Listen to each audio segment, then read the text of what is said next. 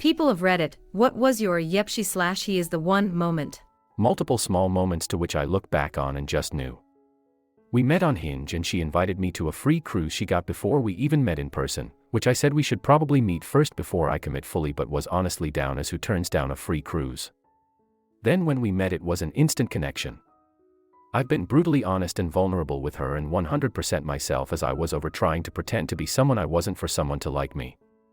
I opened up about all the things I'm embarrassed about and she didn't judge me and actually offered up her own insecurities, and since then it's been nothing but a safe space. We communicate better than any relationship I've had and she handles my hangriness and actually has a Snickers in her purse for when my blood sugar gets low.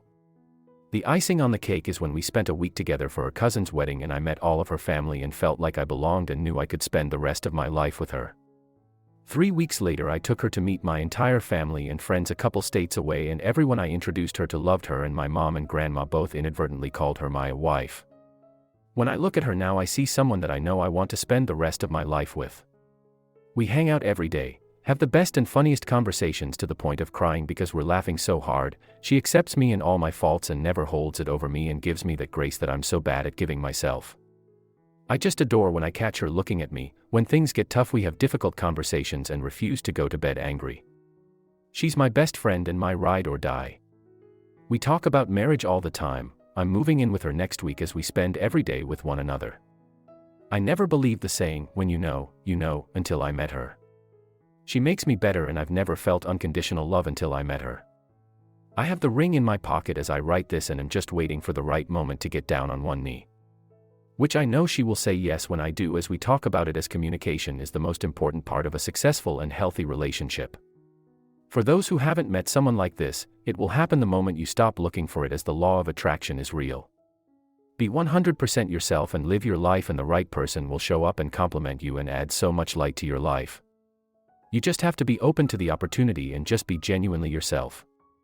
If you ever feel like you're walking on eggshells, you're with the wrong person. It should be easy. You should feel safe while being 100% yourself. I've read a lot of these stories and all of them have a central theme, which is finding someone who loves you for you and all your weirdness. BC everyone is weird and has red flags, and life is hard, and true happiness comes from surrounding yourself with amazing people. Just find someone who compliments you and makes your life better and who challenges you to be your best self.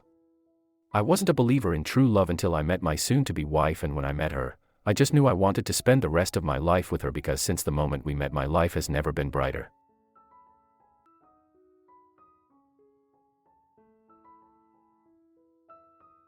We started dating when I was 16 and he was 18, 1.5 year age difference.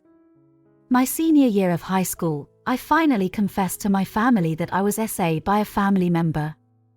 Didn't go over well. Not as you would expect. No one believed me. My parents said they did, but they pushed it to the side and ignored it. Everyone acted as if I ruined the family. My boyfriend held me when I cried and cried for months. That Easter, 2 months after I confessed, my parents, siblings, and I took a spontaneous trip out of state so we could avoid having to see that certain family member. I was miserable. I tried to put on a happy face, but couldn't.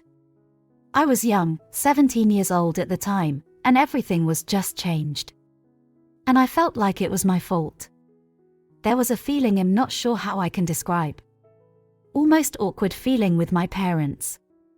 Anyways, I was sad because I spent that entire Easter in the car in silence, when usually I was with my extended family, especially with my grandma who I adore, and when everyone was having a great time. I always was afraid and anxious during the holidays when I was around this person, but I put up a happy face. My parents pretended it wasn't even Easter that year. We are big with holidays in the sense of being a family and feeling close and being together. I kept this all to myself. I began to just shut down during this time. I felt so alone. I come home after a long car ride home that was spent in silence, and I was alone with my thoughts, to an Easter basket filled with my favorite candies and a card. My boyfriend left it. He wrote how much he loved me and how we are family now, and it was me and him vs the world. I cried reading that like I never cried before. Like a relief, loving, happy cry. We are now together 7 years. Not engaged or married yet, we are still pretty young I guess, but we talk about it all the time. But we went through so much together. That situation, his two best friends passing away tragically, financial and mental health issues, etc. But it still was me and him against the world. He is my person. And he always will be. We always say we will find each other in every lifetime after this. I mean, there is so many reasons why he is my person and why he says I'm his. But the Easter situation was really the first time I was like, wow. I found my future husband. LOL. My fiancé and I met on a dating app. I was looking for FWB because I had just gotten out of a long marriage and just didn't want to ever go down that road again, but, well, a girl's got needs. I ended up having a few he's the one moments along the way. He only lived 15 minutes away but refused to meet me until we could have a proper date, which I just found annoying. Then I got some sad news at work. A promotion I was supposed to be getting had fallen through because accounting said it wasn't in the budget. He was the first person I messaged and he replied with a selfie of him looking genuinely sad for me, and it made me cry because I could see he truly cared. That was the moment when I realized a proper date wouldn't be so bad. At the end of that date, when we were leaving my place, no judging LOL, I told my Amazon device to turn on the lights so I wouldn't come home to a dark house I had driven on the date. My device's name is Ziggy, which most people don't use and don't know the reference at all, but when I said, "Ziggy, turn on the living room," he looked at me and said, "Ziggy? Like the computer from Quantum Leap?" For some reason this moment made me realize just how compatible we really were. That's a different level of nerd shit. We went on a vacation together just 5 months into dating, 12 days in Hawaii. As we were leaving one of the parks there was a sign about having weddings there and he, very casually said, "That would be cool." I said, "Like for us?" We hadn't really even talked about forever, but he said, maybe, in a very quiet voice like he couldn't believe he said it out loud and got caught. The fact that I was happy that he'd thought about it was another moment because I had been so anti-marriage this should have been a red flag for me, but it wasn't. It made me truly happy. That opened up a lot of conversation about it. It was another 8 months before he proposed. When I asked him this question he had one definitive moment. "When you told me you already knew about my past and you were okay with it. I was relieved I didn't have to hide anything from you. Then when you told me what you did to help me out I knew you were different and the one I needed to be with." I won't get into details, but it was 2022. I'd be remiss if I didn't Google him before we met. I found some information that as 20 years old that might have made some people run for the hills, but it didn't track with the man I knew, so I gave him a chance. Once I met him and realized it really was just a stupid mistake made when he was 16-17 years old, I started the process of having that outdated and no longer valid or relevant information removed from Google search results. When you Google his name now there's nothing negative to be found. He had no idea I knew or had done any of that until about 6 months into our relationship. I once moved in with a friend of mine because he needed support while he was losing his life to cancer. He was wealthy and it was the first time I got to live in that kind of place. Well, his condition deteriorated and his brother came to fly him out to Johns Hopkins for the best treatment, saying he'd be home in 6 to 8 weeks. While I was there alone, I got on a gay hookup app just to see what was out there. A guy started pestering me, messaging me all the time that he wanted to hook up. I tried to be polite but also wasn't really into it. But then one day I thought, alright, let's see how it goes. I invited him over. Well, he was a lot cuter than he was in his pictures. When he turned the corner and I saw him for the first time I really knew, that I was going to fall in love with him. But I was also trying to be rational and ignored those thoughts.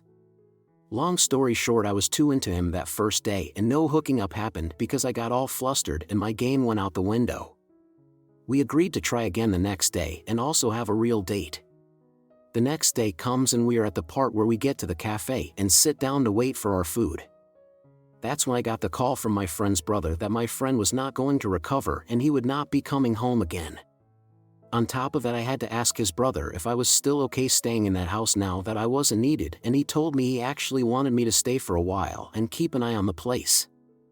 I became emotional because I was experiencing the pain from knowing I was losing my friend, but also relief at knowing I didn't have to urgently find a place to live.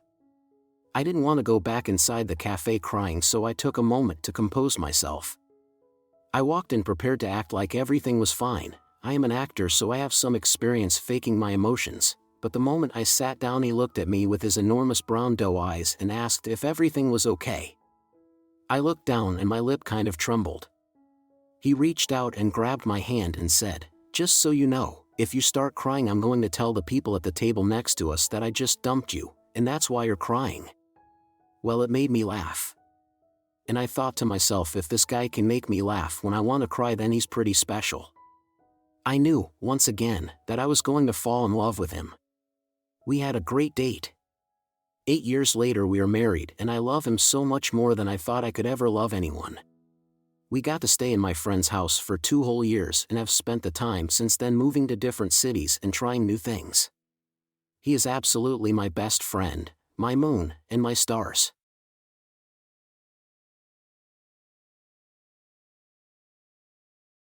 Did you enjoy the video? Please like and subscribe for more videos like these.